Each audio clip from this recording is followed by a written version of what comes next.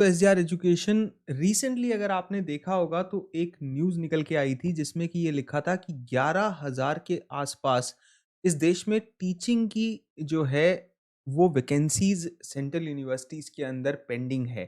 क्या थी ये न्यूज़? इसकी क्या डिटेल्स हैं? इसके बारे में जानेंगे। हमारी ये जो करंट अफेयर्स हम शुरू कर रहे हैं यूजीसी नेट के, मैंने टेलीग्राम में आपसे पूछा था कि क्या हमें करंट अफेयर्स जो है वो शुरू करने चाहिए यूसी नेट के regarding vacancies, regarding the opportunities जो हमारे पास होती हैं, क्या न्यूज़ रीसेंट है जो हमारे एग्ज़ाम को इफ़ेक्ट करती है या टीचिंग की जॉब्स को इफ़ेक्ट करती है। मैं कमेंट में ये जेन्युइनली जानना चाहूँगा कि आप क्या सोचते हैं इसके बारे में?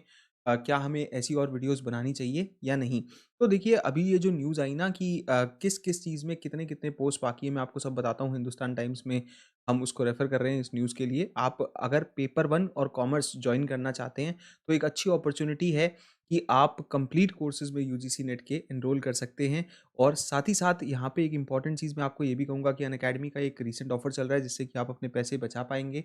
20% आपको डिस्काउंट मिलेगा अगर आप एसजीआरवाईटी कोड के साथ अपना सब्सक्रिप्शन लेते हैं, जिसमें कि हम फरवरी तक सारे कंप्लीट कोर्सेज़ पूरे कर लेंगे और उसके बाद रिविज़न शुरू हो जाएँगी क्योंकि पेपर जो है वो मई-जून के अंदर हो सकता है। तो ये न्यूज़ में लिखा क्या था जानते हैं। देखिए ये कटिंग है हिंदुस्तान टाइम्स की ही, जिसमें लिखा था कि 11,000 के आसपास जो फैकल्टी पोज़ीशंस है वो वेकेंट है अभी। अब इससे एक चीज़ और निकल के आती है कि आने वाले टाइम में अगर ये भरी जाएँगी या सरकार क्या सोचती है इसको भरने पे अभी, तो आपको आने वाले टाइम में बहुत सारी वैकेंसीज़ देखने को मिलेगी, स्पेशली 2024 के इलेक्शन से पहले। तो मिनिस्ट्री ऑफ एजुकेशन ने खुद ये आंकड़े दिए जिसमें कि यूनियन एजुकेशन मिनिस्टर जो धर्मेंद्र प्रधान हैं, उन्होंने एक रिटन रिप्लाई दिया था लोकसभा के अंदर। तो 45 सेंट्रल यूनिवर्सिटी में उन्होंने कहा कि 6180 पोस्ट जो है, वो प्रोफ़ेसर के, एसोसिएट प्रोफ़ेसर के और असिस्टेंट प्रोफ़ेसर के अभी भरे जाने हैं। जिसमें से 18,000 जो है यहाँ पे 996 सेंशन पोस्ट भी वैकेंट हैं।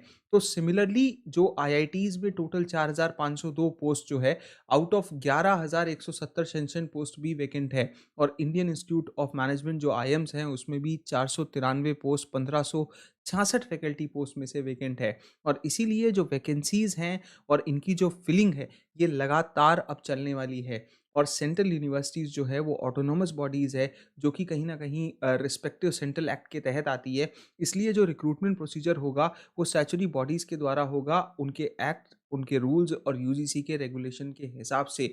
तो अब इसकी टाइमली वैकेंसीज़ आपको देखने को मिलेगी। इसीलिए मैंने कहा कि क्या हमें और वीडियोज़ इस तरह के बनाने चाहिए, जो टीचिंग की वैकेंसीज़ के हों, टीचिंग के उसमें आने वाले चेंजेज़ के हों, यूजीसी नेट एग्ज़ाम के रिगार्डिंग न्यूज़ के हों। तो मैं कमेंट सेक्शन में ज़रूर जानना चाहूँगा कि आपको क्या लगता है कि ये जो इतनी वैकेंसीज़ हैं जो पेंडिंग है, वो कितने समय तक भरी जाएँगी, या आपको क्या लगता है कि गवर्नमेंट का क्या विज़न होगा इनको भरने के लिए? ये ज़रूर बताइएगा। और क्या आप इस बात से एग्री करते हैं कि इनको जल्द से जल्द भरा जाना चाहिए ताकि बाद की जो अपॉर्च्युनिटीज़ हैं, उनमें एक क्लियर प्रोसीजर हमको देखने को मिले? तो मिनिस्टर फर्दर उन्होंने ये कहा कि वो सारे हायर एजुकेशन को ये निर्देश देते हैं कि इसे मिशन मोड में भरा जाए। इसका मतलब है कि within a year in vacancies को भरा जाएगा। तो ये एक बहुत अच्छी न्यूज़ है जिनका नेट क्लियर हो गया है या जो मई अटेम्प्ट में पेपर क्लियर कर लेंगे उनके लिए भी, कि उनके आस-पास भी जितनी सेंट्रल यूनिवर्सिटीज़ हैं, वहाँ पे आपको नौकरियाँ निकलते हुए दिखेंगी। और in addition to writing all the HECs about fill up in the vacancies, ये कहा गया कि एक मंथली मॉनिटरिंग मैकेनिज़्म भी सेटअप किया जाएगा। इसके बारे में मैं आपको बता सकता हूँ 2 महीने बाद ही। ये मंथली मॉनिटरिंग मैकेनिज़्म क्या है, इसमें क्या चीज़ें डाली गई है और हर महीने क्या चीज़ें चेक होंगी इनको भरने के लिए। तो इसमें ये बात भी बोली गई कि जो सेंट्रल यूनिवर्सिटीज़ और आईएम्स हैं, उनमें 961 पोज़ीशंस को रिज़र्व रखा गया है एससी कैटेगरी के लिए, 578 एसटी के लिए और 1657 ओबीसी पोस्ट को भी, जिसमें वैकेंट पोस्ट रिज़र्व है ईडब्ल्यूएस और पीडब्ल्यू कैटेगरी के लिए भी 643 और 301। तो ये अपॉर्च्युनिटी आपको क्योटा बेस भी मिलने वाली है। जितने भी सेंट्रल एजुकेशन के इंस्टीट्यूशंस हैं जो कि टीचर कार्टर एक्ट के तहत आते हैं, उनको भी नोटिफ़ाई कर दिया गया था।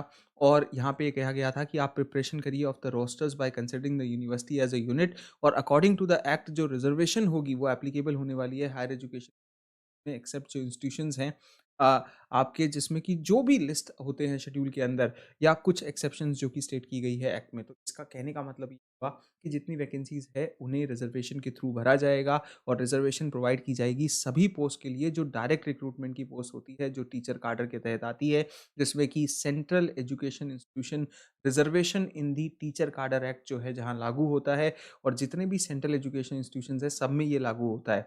तो अगर इनैक्टमेंट होती है इस एक्ट की तो no reserve post is to be deserved उन्होंने कहा कि ये सारी पोस्ट भी रिज़र्वेशन के थ्रू दी जाएँगी।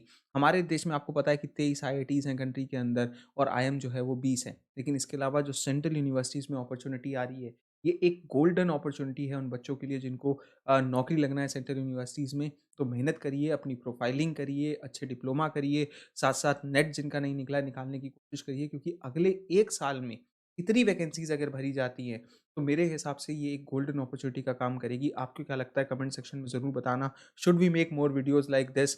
और आप हमारे टेलीग्राम ग्रुप एससीआर एजुकेशन को ज्वाइन कर सकते हैं जिसमें हम सारी अभी पोस्ट डाल रहे हैं जो कि पीएचडी एडमिशन ओपन हो रहे हैं, जो नोटिफिकेशंस आ रही हैं, तो आपको सबसे पहले जानकारी वहाँ मिल जाती है। लिंक डिस्क्रिप्शन में ज्वाइन कर लेना और सब्सक्राइब करके इस वीडियो को ज़रूर शेयर करना ताकि हम ज़्यादा से ज़्यादा ऐसा कंटेंट बना सकें। शुक्रिया।